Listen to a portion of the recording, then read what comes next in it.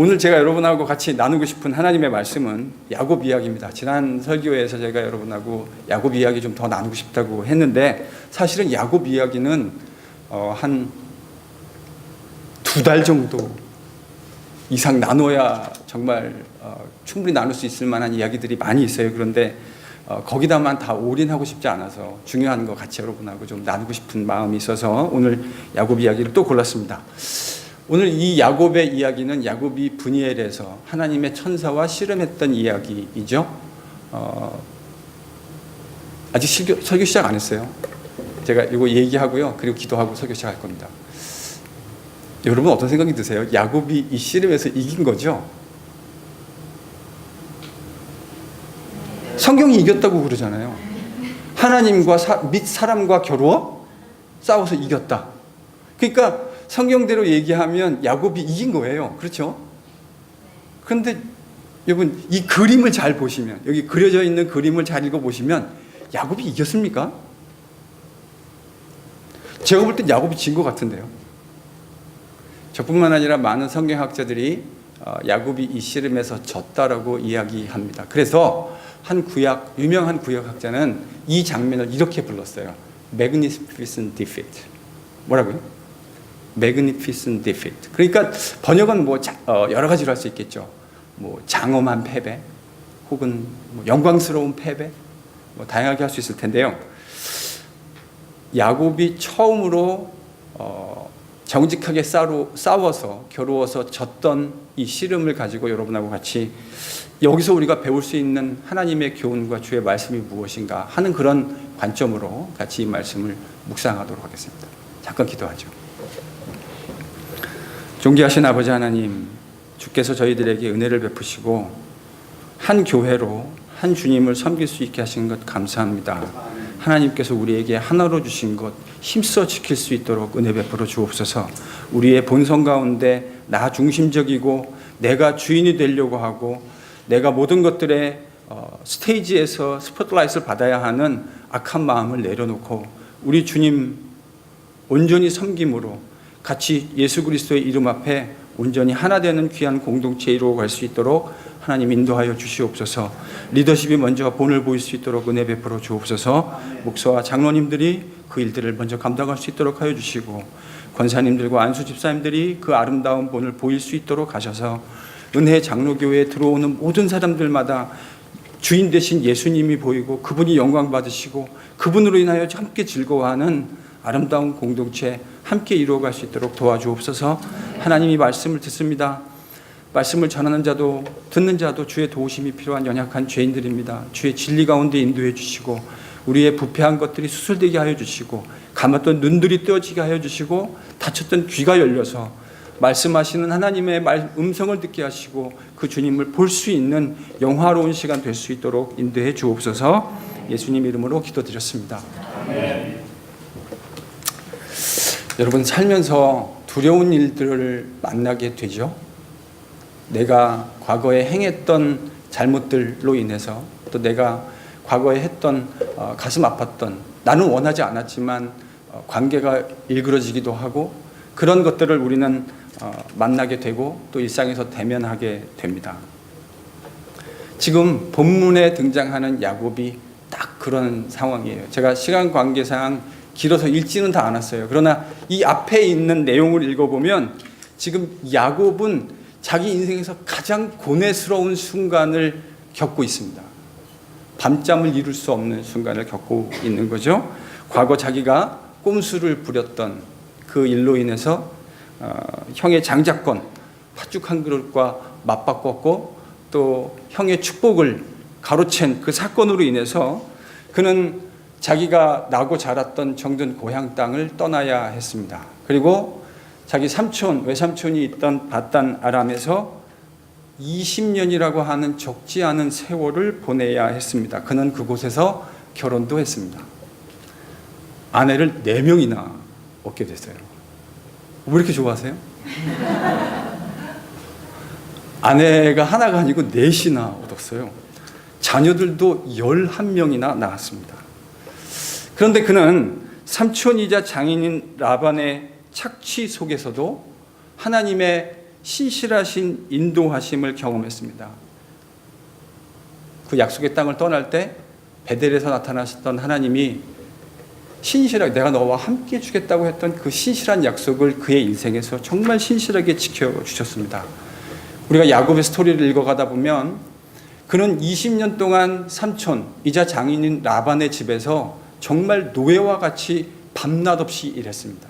그런데 마지막 장면에 보면 그런 잘못하면 정말 하나도 건지지 못하고 삼촌의 집에서 나와야 하는 그런 기막힌 상황에 직면하게 돼요. 근데 그때 누가 개입하시죠? 하나님이 정말 기막힌 장면으로 개입하십니다. 여러분 그거 아시죠? 아롱이 다롱이 사건. 그거 잘 모르시나요? 그 유명한 사건인데 아롱이 다롱이 사건이라고요. 이거는 오늘날의 유전과학으로 도무지 설명해낼 수 없는 기가 막힌 방법인데 하나님이 그 아롱이 다롱이 사건을 통해서 야곱의 수고가 헛되지 않게 하시겠다는 그 약속, 내가 너와 함께 있으며 신실하게 너를 지키겠다고 하는 약속을 하나님이 지켜주셨습니다.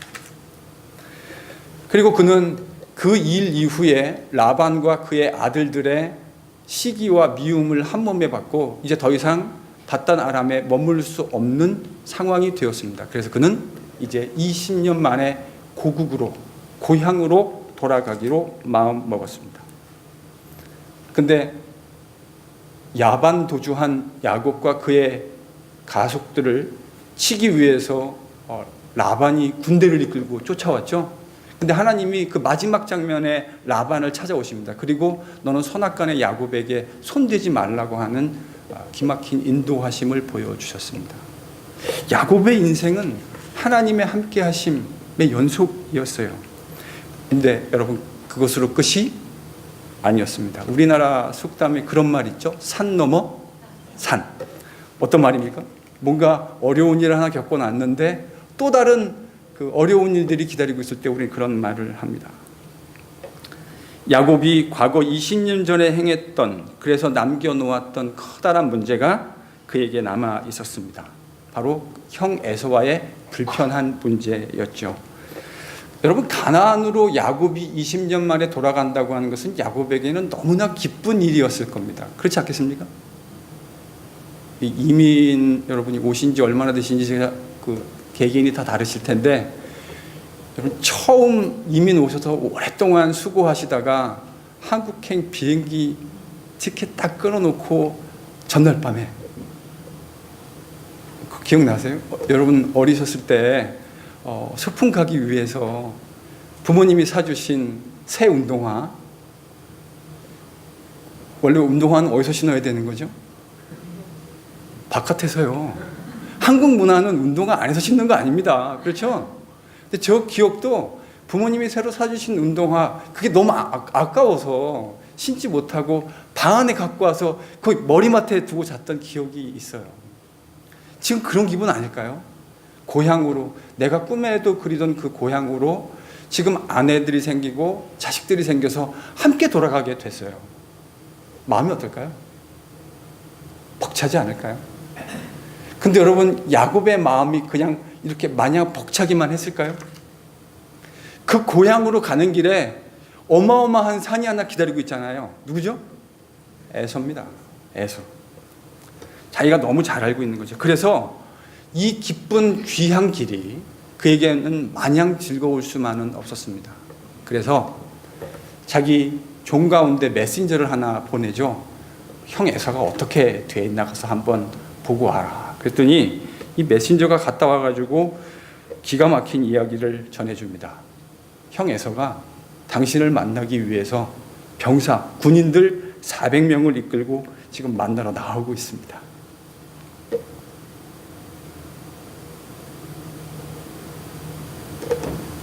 야곱의 마음이 이해가 되세요? 지금 어떤 마음일지? 아마요 이 소식은 야곱이 가나안으로 돌아오기로 마음 먹었을 때 가장 듣고 싶지 않았던 소식이었을 것입니다. 20년이 지났지만 자신에 대한 형 에서의 그 살이가 여전하다는 것을 그대로 방증해주는 내용이었을 거예요. 그래서 오늘 본문의 창세기 저자는 7절에서 야곱이 심히 두렵고 답답했다라고 기록해주고 있습니다. 그 소식을 듣고 나서 야곱의 마음이 어땠냐면 심히 두렵고 답답했습니다. 왜 안 그랬겠습니까? 너무 잘 이해가 되죠? 이 가슴 답답한 상황에서 야곱이 한 행동은 자신과 함께한 가축들과 사람들을 두 떼로 나누는 것이었습니다. 에서가 와서 한 떼를 칠 때 나머지 떼들을 데리고 도주하겠다고 하는 심산이지요. 그렇지? 정말 야곱답지 않습니까? 영어의 표현에 제이콥 라이크 이런 형용사가 하나 있으면 참 좋을 것 같아요. 꼼수의 대마왕.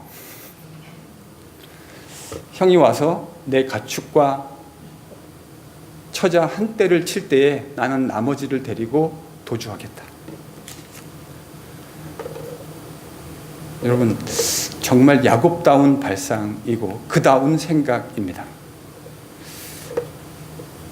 근데 한편으로 생각해 보면 저와 여러분을 정말 많이 닮아 있지 않습니까? 우리도 그런 상황이라면 충분히 그런 생각을 할 수 있을 것이라 생각합니다.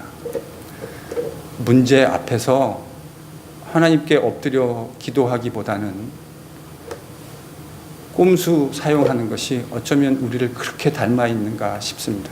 그래서 저는 야곱의 스토리를 읽어갈 때마다 놀라게 돼요.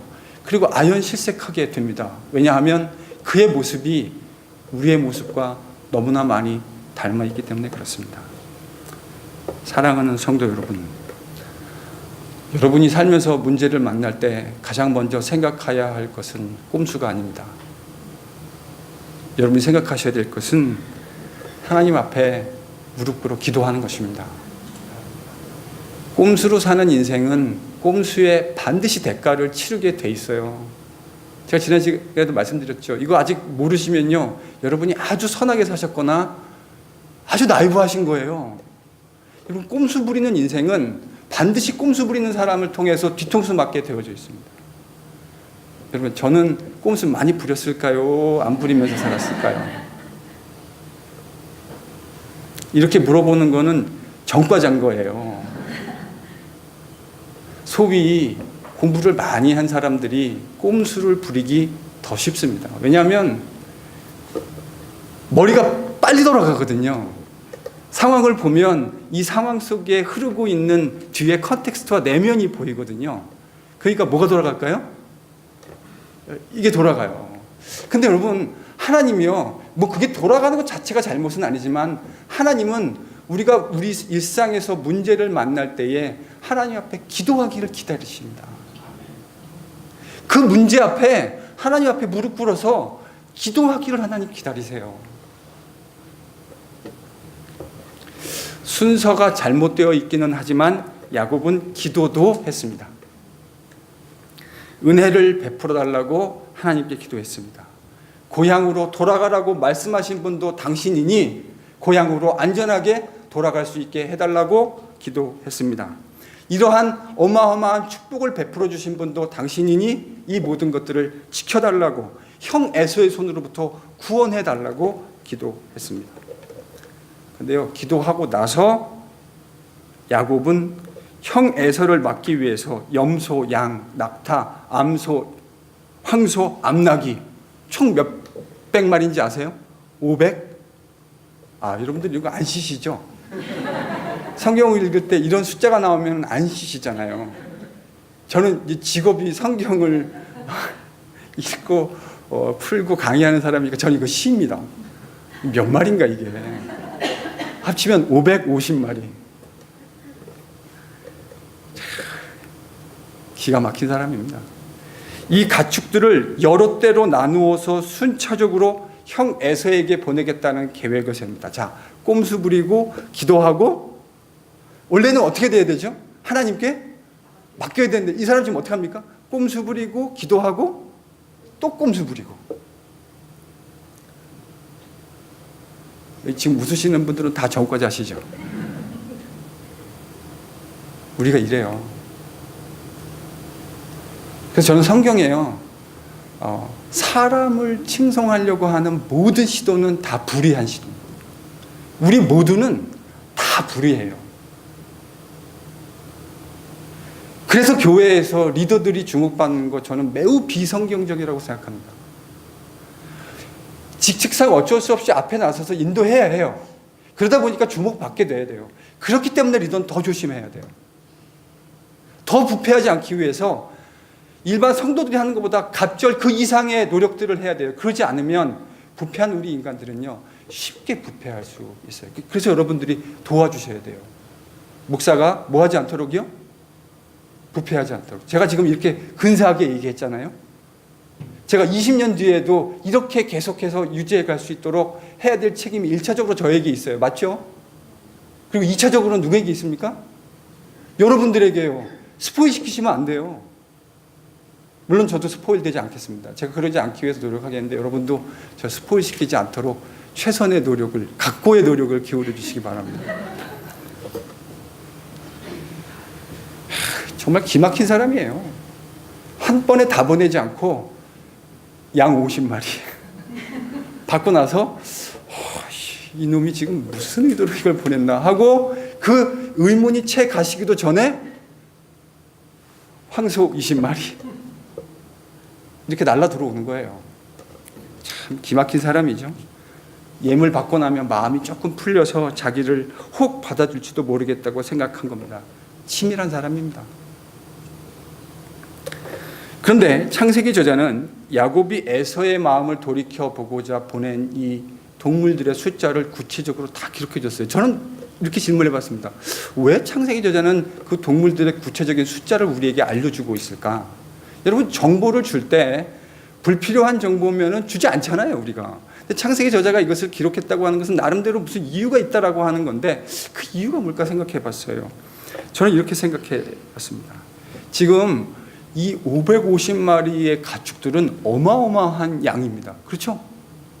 이건요, 아무나 가질 수 있는 그런 가축의 숫자가 아니에요. 재력이 있는 사람이 가질 수 있는 숫자예요. 근데 지금 이거를 형 에서에게 선물로 주고 있어요. 그러면 우리가 야곱이 어떤 사람인지 아는데 자기가 가지고 있는 거 다 형 에서에게 줬을까요? 여러분, 야곱을 너무 좋게 평가하시는군요. 야곱은 절대 그런 사람이 아닙니다. 지 거 다 챙겨놓고, 지 거 챙길 거 챙겨놓고 보낸 게 이 정도면은 이 사람이 지금 가지고 있는 가축의 수가 어마어마한 가축을 가지고 있다는 걸 알 수 있어요. 그런데 이 어마어마해서 꼼수 부리고 나름대로 수단과 방법을 들이지 않아서 얻게 된 이 가축이 지금 고스란히 누구의 손으로 넘어가고 있습니까? 누구한테 넘어가고 있죠, 이거요? 에서요. 무슨 얘기하고 있는 걸까요? 꼼수 부려가지고 여러분이 한 그 모든 것들, 여러분이 붙을 수 있을 것이라고 생각하잖아요. 우리가 붙을 수 있을 거라고 생각하거든요. 절대 못 붙습니다. 여러분, 물을 잡을 수 없는 것처럼 우리가 꼼수 부려서 했던 것들은 고스란히 이렇게 에서의 손으로 넘어가게 됩니다. 여하간 야곱은 이 예물 가지고 형 마음 돌이켜 보려고 부지런히 애를 썼던 것 같습니다. 이렇게 이 본문에 등장하는 야곱은 두렵고 답답한 마음 속에서 나름대로 계책도 세우고 하나님께 기도도 하고 또 계책도 세웠습니다. 제발 형의 소나기로부터 나를 좀 구해달라고 하는 거죠. 그런데요, 이러한 야곱의 계책과 기도 다음 이야기가 바로 오늘 우리가 읽었던 브니엘의 씨름 이야기입니다. 그리고 이 다음 이야기가 드디어 야곱과 에서가 조우하게 되는, 만나게 되는 이야기가 기록되어 있어요. 저는 이런 생각을 해봤어요. 도대체 이 야곱의 내러티브 안에서 지금 야곱이 형을 만나기를 두려워서 하나님께 기도도 하고 계책도 꼼수도 부리고 그리고 만나는 사이에 브니엘의 기도라고 하는 것이 도대체 어떤 의미를 담고 있는가 한번 생각해 보고자 합니다. 일단 이 브니엘의 씨름 이야기는 구약학자들이 생각했던 것처럼 매우 애매한 내용들로 가득합니다. 사람이 하나 등장하죠. 근데 이 사람이 일반 사람입니까? 아니, 천사예요. 하나님의 메신저예요. 그리고 그 사람이 창세기 저자는 하나님이라고 얘기해요. 애매한 내용들이 많습니다. 그러나 브니엘의 이야기가 말하려고 하는 내용은 비교적 어렵지는 않습니다. 야곱이 자신의 처자와 가축들을 지금 야복 시내를 건너가게 한 후에 야곱이 어떤 사람과 밤이 맞도록 씨름하는 이야기를 들려주고 있어요. 이 어떤 사람은 씨름을 하다가 야곱의 허벅지 고관절을 위골시킵니다. 그리고 이 일로 인해서 야곱은 다리를 절게 되었다고 하는 내용이지요. 그런데 알고 봤더니 바로 그 사람이 하나님의 메신저였고 바로 하나님이었다는 사실을 알게 됐고, 야곱은 비록 다리를 절게 됐기는 했지만 하나님으로부터 새로운 이스라엘이라고 하는 이름도 얻게 되었고, 그리고 하나님으로부터 축복도 받게 되었다. 이것이 오늘 이 분이엘의 씨름 이야기가 우리에게 알려주는 내용입니다. 자, 그럼 여러분 질문을 해볼까요? 야곱이 지금 형 만나는 것이 두렵고 답답해서 하나님께 기도도 하고 계책도 꼼수도 부렸는데, 그리고 형을 만나는 이 이야기 사이에 지금 뭐가 있다고요? 분이엘의 씨름 이야기가 들어있어요. 그러면 도대체 이 분이엘의 씨름 이야기는 오늘 본문 속에서 우리에게 무슨 이야기를 하고 있는 걸까? 여러분, 창세기 우리가 읽었던 본문 바로 뒤에 33장에서 야곱과 에서가 만납니다. 20년 만에 형과 동생이 만나는 거죠. 어떤 일이 벌어졌죠? 400명을 데리고 와서 칼잡이들 데리고 와가지고 칼로 다 야곱과 그의 처자식을 멸하고 그의 가축들을 다 멸하는 이런 일들이 벌어졌죠. 아닌가요? 그럼 무슨 일이 벌어졌습니까? 그 뒤에 33장 4절 한번 읽어볼까요? 네, 한 목소리로 같이 읽어보겠습니다. 시작.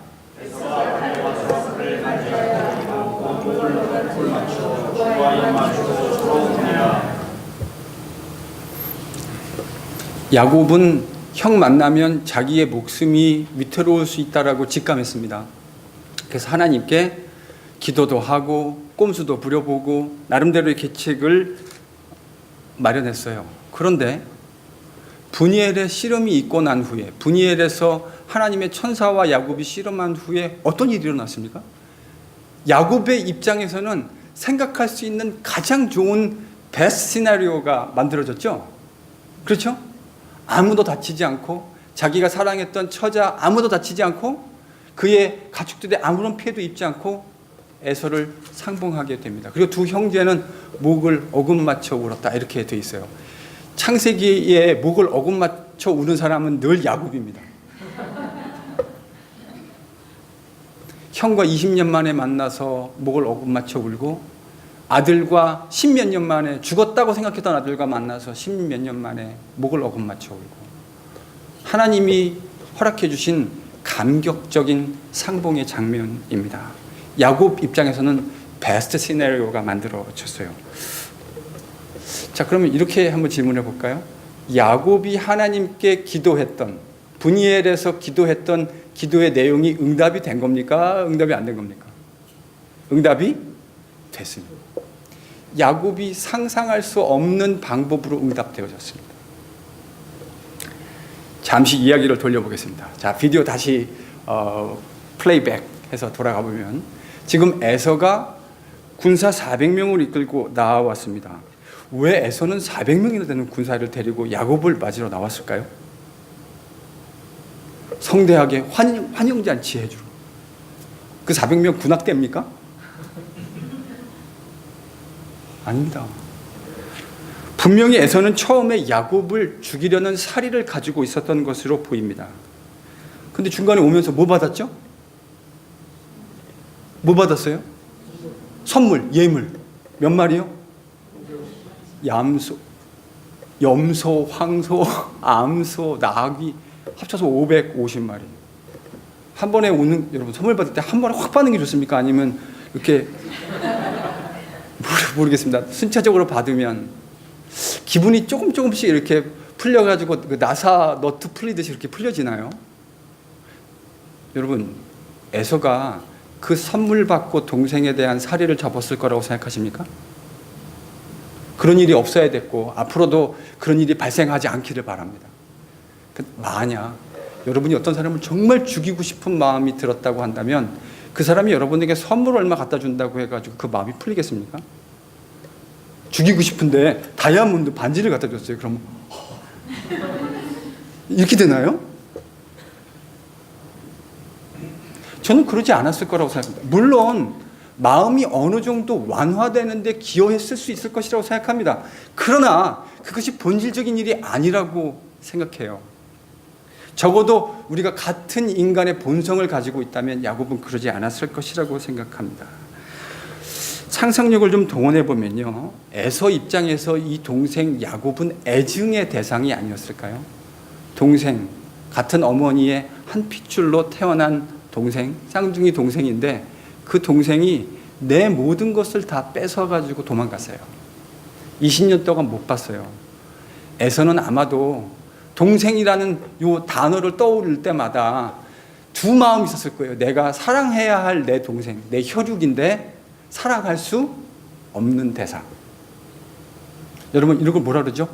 애증. 애증의 대상이라고 이야기합니다.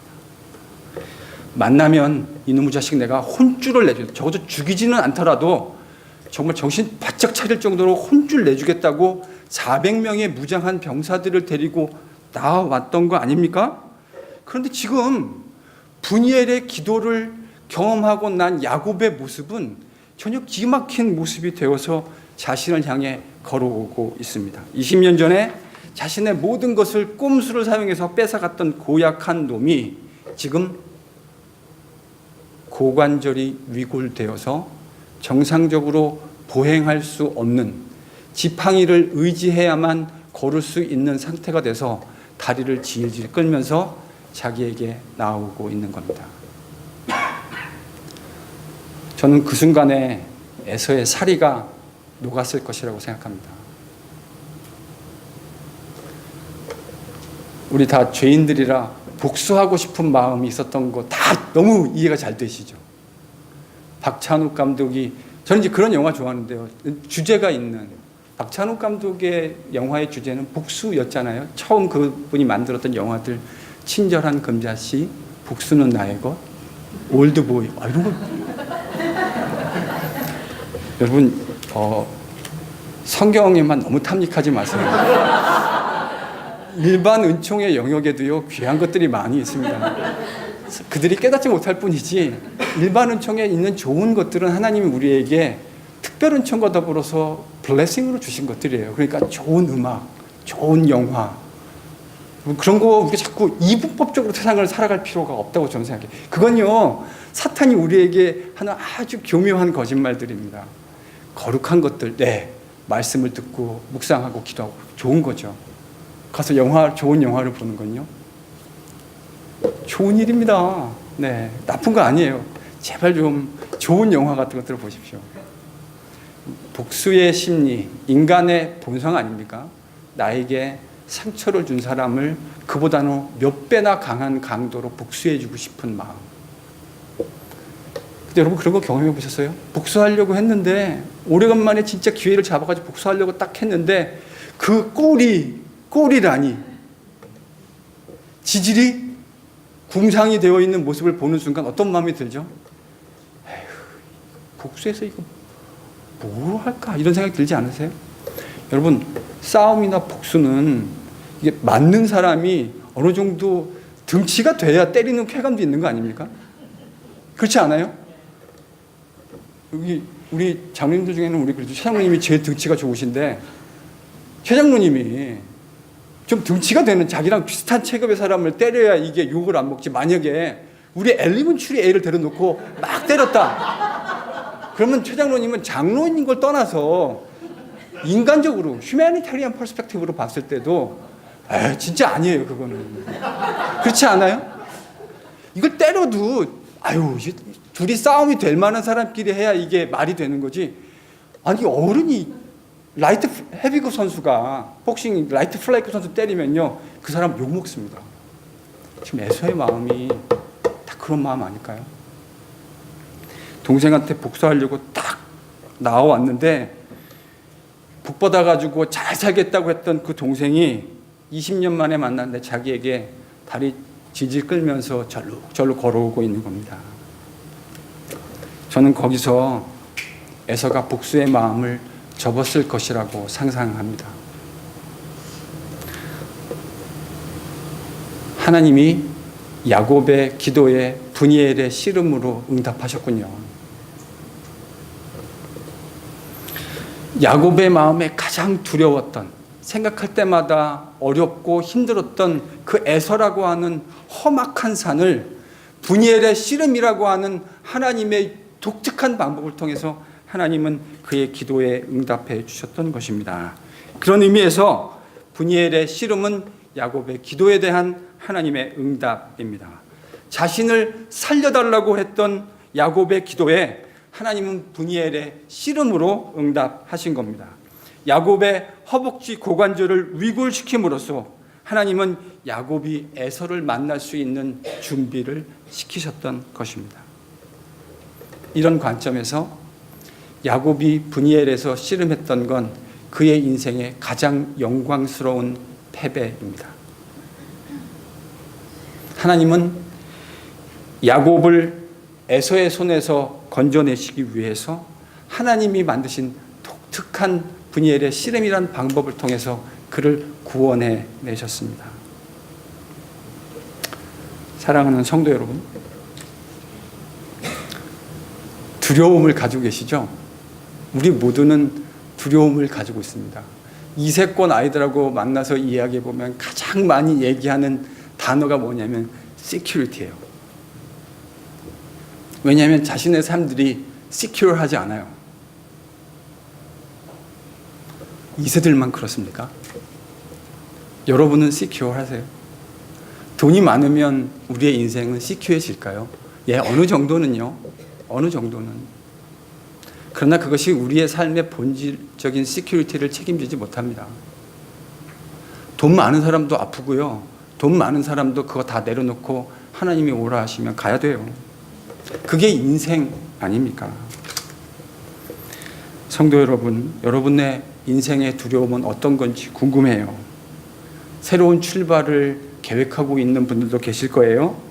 또 새로운 사업 같은 것들을 생각하시는 분들도 있을 겁니다. 어떤 분들은 자녀들의 진학을 놓고 고민하시는 분들도 계실 거고요. 또 대학을 졸업한 자녀들이 직장 문제로 고민하는 것을 보고 같이 마음 졸이며 하시는 분들도 계실 겁니다.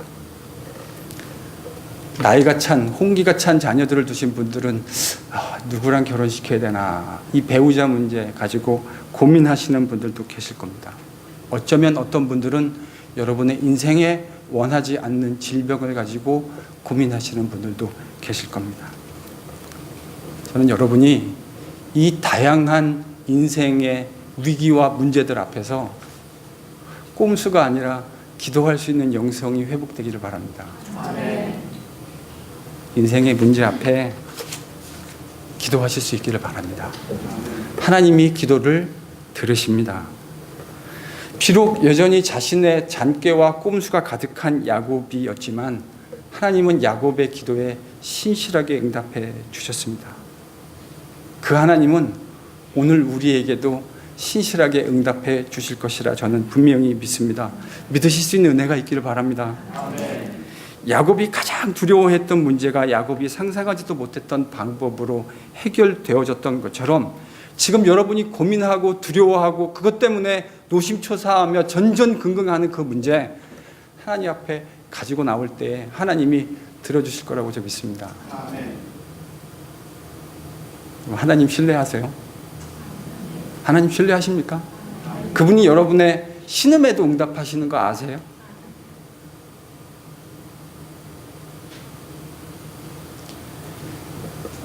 그래서 하나님께 우리의 모든 인생의 문제를 가지고 나갈 수 있습니다. 제가 지난주에도 했는데 저희 학교에 설교학 교수님이 계신데 그분에게 제가 코칭을 받고 있어요. 제가 목회를 하려고 가다 보니까 교수님 어떻게 하면 설교를 잘합니까? 당신처럼 어떻게 설교를 해야 잘할 수 있습니까? 저보고 기본적으로 잘한대요. 물론 제가 선배라요. 제 듣기 좋은 이야기인 거 제가 알고 있어요. 근데 저보고 이렇게 얘기하더라고요. 메모러블 센텐스를 하나씩 만들어 드리래요. 성도들한테. 예배를 왔다 갈 때 아무리 은혜스러운 설교도 다 잊어먹는데 그 메모러블 센텐스는 절대 안 잊어먹으니까 그거 하나 만들어 주리래요. 그래서 제가 가만히 들어보니까 그 말이 일리가 있어요. 그래서 오늘은 내가 뭘 메모러블 센텐스를 만들까 고민을 했는데 이걸로 하기로 마음 먹었습니다. 따라 해보실까요? 꼼수 부리지 맙시다. 무릎 꿇어 기도합시다. 뭐라고요? 뭐 하지 말자고요? 네, 여러분 이제 예배 끝나고 집에 돌아가실 때 차에서 오늘 설교가 뭐였더라? 분이엘의 기도. 네. 다 잊어버려도 괜찮으신데요. 꼼수 부리지 말고 하나님께 기도하겠다는 마음을 잊지 마십시오. 뭐 하지 말자고요? 꼼수 부리지 맙시다. 기도합시다. 여러분 머리로 살지 맙시다. 따라 하실까요? 머리로 살지 맙시다. 무릎으로 삽시다. 제가 딴 거는 약속 못해요. 제가 이제 앞으로 제가 와서 목회하면 실망할 일들이 많으실 거예요. 아유, 말은 그 뻔질나게 하더니 지 사는 건 뭐 별반 우리랑 다르지도 않네. 이렇게 말하실 거예요. 그래서 제가 두려워요, 사실은. 제가 별로 훌륭한 인간이 아니거든요. 제가 한 2, 3개월은 교묘하게 가면을 쓰고 속일 수 있을지 모르지만 여러분 2년, 3년 살고 이렇게 되면 아내한테 다 보여주는 거 아닙니까? 그것처럼 여러분에게 제가 다 그냥 이렇게 벌거벗은 것처럼 이렇게 제가 서게 될 거예요. 그래서 두려워요. 왜냐하면 지금은 처음 왔다고 되게 좋아하고 물론 별로 좋아하시지도 않지만 시간이 지나고 제 본질을 알게 되면 저 인간도 별반 다른 거 없는 인간이네. 네, 맞습니다. 전혀 이 반대 의견 없습니다. No objection. 근데 이거 하나는 제가 약속하고 싶습니다. 이게 당회원들하고 같이 약속하고 싶은데 장로님, 저 포함해서 저는 우리 꼼수 부리지 맙시다. 성도들에게 꼼수 부리지 맙시다. 꼼수 부리는 리더십 보이지 맙시다. 대신 기도하는 리더십 보였으면 좋겠습니다. 제 다짐이에요. 꼼수 부리고 싶지 않아요. 기도할 겁니다. 조금 시간이 더 오래 걸리고 더디 걸려도 기도할 겁니다.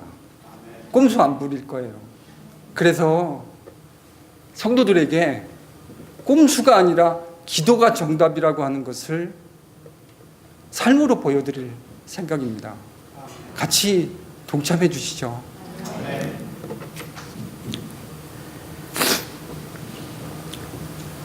여러분이 기도하고 만나면 우리 이거 뒤에 뭐 딴 거 없으니까 좀 길게 되죠. 제가 일부 예배는 마음이 늘 급해요. 그래서 준비한 거를 다 말을 못해요. 그러니까 이렇게 뼈다귀만 이렇게 던져드리고 많은데 3부 예배는 이제 뒤에 시간이 넉넉하니까 제가 한 거 다 할게요. 괜찮죠?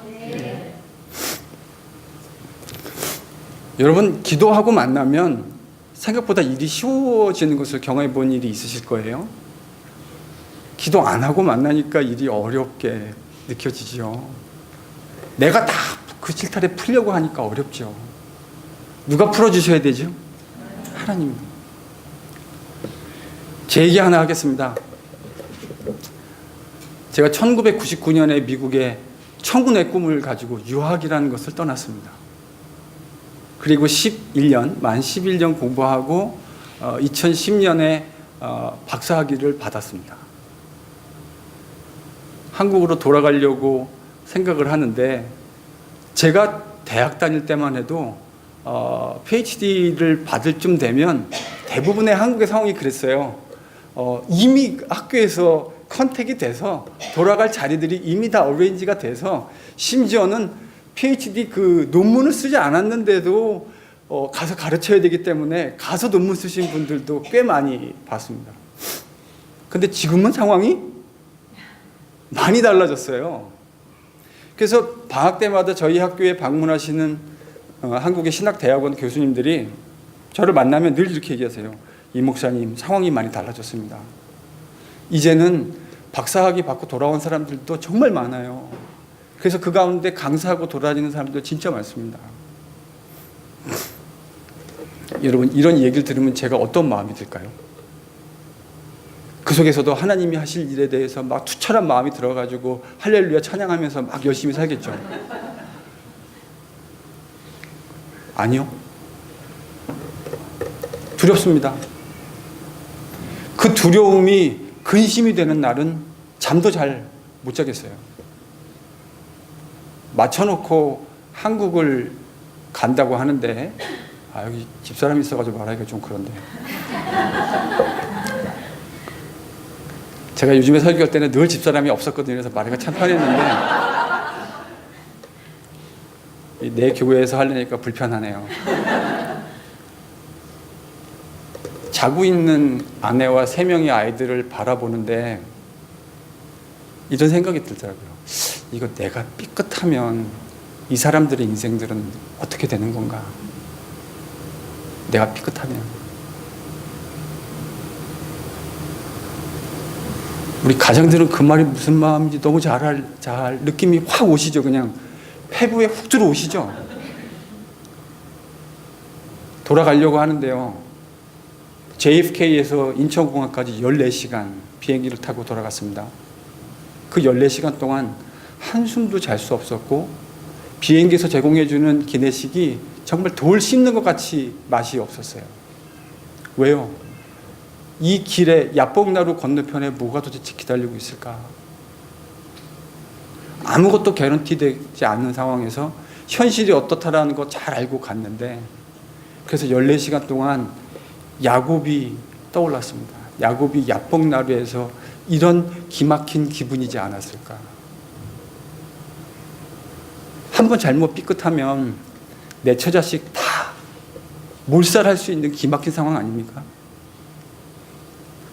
여러분, 기도는 하는 게 아니에요. 여러분이 기도를 한다고 생각하시면 아직 기도가 뭔지 잘 모르시는 거예요. 기도는요, 몰려가지고 되어지는 거예요. 우리는 그러면서 기도를 배우게 됩니다.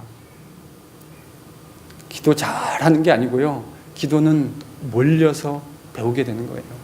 신앙은 내가 신앙을 세워가는 게 아니라 하나님의 손에 의해서 떠밀려서 빚어져 가는 겁니다. 14시간 동안 하나님께 간절히 그 의자를 붙들고 기도했습니다. 하나님, 도와주셔야 됩니다. 제가 뭐 그렇게 훌륭한 목사는 아닌데 그래도 지난 세월 동안 목사로 살아오면서 내가 목사로 살면서 부족한 부분이 너무 많은 것도 사실이지만 그러나 기본적으로 목사가 보여줘야 할 품위를 지키려고 노력했던 거 하나님 다 아시지 않습니까? 좀 도와주셔야 됩니다. 저 같은 사람 안 도와주시면 도대체 누구를 도와주시겠습니까?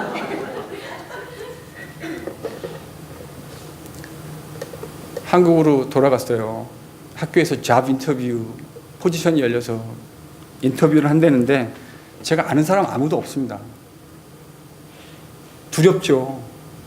여러분, 학교의 잡 인터뷰는요 되게 고압적이에요. 제가 이야기를 많이 들었거든요. 어떻다고 하는 거를. 두렵더라고요. 근데 들어갔는데 저를 인터뷰하시는 분들이 저를 어여삐 여기시는 것이 느껴졌습니다. 별로 안 좋아하시네요. 왜 저를 어여삐 여겼다는 걸 안 좋아하시죠? 제가 그 순간 무슨 생각을 했을까요? 하나님이 내가 한 게 아니라 하나님이 다 일하고 계셨구나. 여러분, 기도하고 만나면 일이 생각보다 훨씬 쉬워집니다. 내가 하려고 했을 때, 꼼수 부려고 했을 때 도무지 이룰 수 없던 일들도 하나님이 사람들의 마음을 움직이시면 그 일들 다 이루어집니다. 그래서 성도는 기도해야 합니다. 하나님 앞에 무릎 꿇을 수 있는 영성이 회복되시길 바랍니다. 머리 쓰지 말지 않고 뭐 사용하자고요? 무릎. 머리 말고요. 200도 안 되는 IQ 사용하시지 말고 여러분이 생각할 수 있는 정도의 생각은 세상에 있는 다른 사람도 다 할 수 있는 거예요. 그렇게 생각하셔야 맞아요. 그거 사용하시지 말고 무릎 꿇어 하나님 앞에 기도해서 하나님을 움직일 수 있는 지혜로운 사람이 되실 수 있기를 바랍니다. 여러분, 이 브니엘의 실험을 통해서 야곱은 또 적지 않은 영적 교훈을 배우게 되었을 거예요. 야곱이 누굽니까? 그는 꼼수의 대가입니다. 둘째가라면 서러운 사람이지요. 그런데 야곱은 이 실험을 통해서 꼼수가 아니라 하나님이 허락하시는 인생의 축복이 가장 중요하다는 사실을 배우게 됩니다. 그런데요, 머리를 써서 사는 인생이 아니라 무릎으로 사는 인생을 배우게 됐는데 이 교훈은 거저 얻어진 것은 아닙니다. 이 교훈을 얻기 위해서 그는 평생 다리를 절어야 했습니다. 지팡이 없이는 한 걸음도 내딛을 수 없는 상태가 되어서 이 교훈을 그는 얻게 되어진 거예요. 이 이후의 야곱의 인생은 다 지팡이 짚고 살아가는 인생입니다. 여러분, 하나님은 불완전한 가운데 하나님의 전적인 은혜가 무엇인지 우리에게 체험하게 하십니다. 여러분의 인생에 불완전한 것들이 많이 있으시죠? 생각해 보세요. 건강일 수도 있고 여러분이 가지고 있는 다양한 것들, 하나님은 우리를 그 불완전한 상태에 두시기를 좋아하십니다. 왜요? 그 불완전한 상태 속에서 하나님의 은혜만이, 전적인 하나님의 은혜만이 찬란하게 빛나기 때문에 그렇습니다. 고로 여러분의 인생에 있는 연약한 것들을 너무 부끄러워하지 않으실 수 있기를 바랍니다. 그 연약한 것들은 하나님의 은혜가 여러분의 삶 속에 머물기 위한 하나님의 특별한 조치이며 은혜의 방편입니다. 나의 연약한 것들, 아이들이 가지고 있는 연약한 것들 감추려고 하지 말고 그 속에서 드러난 하나님의 은혜와 하나님의 보화가 무엇인지를 볼 수 있는 영적인 눈들이 열리실 수 있기를 바랍니다. 인생의 약한 것들, 그래서 사도 바울은 약한 곳 그것이 나에게 강함이라고 고백한 겁니다. 정확하게 영적으로 일치하는 원리입니다. 하나님은 우리 인생에서도 야곱에게 그러셨던 것처럼 영적으로 저는 것들을 허락하실 수 있습니다. 하나님의 저주가 아닙니다. 하나님이 우리를 사랑하셔서 우리 인생에 주신 지극히 신실한 하나님만을 신뢰하고 그분을 신뢰하는 가운데 한 걸음 한 걸음 신실하게 걸어가게 만드시는 하나님의 독특한 은혜의 방편입니다.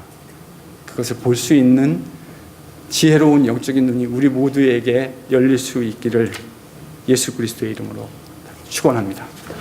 기도하겠습니다.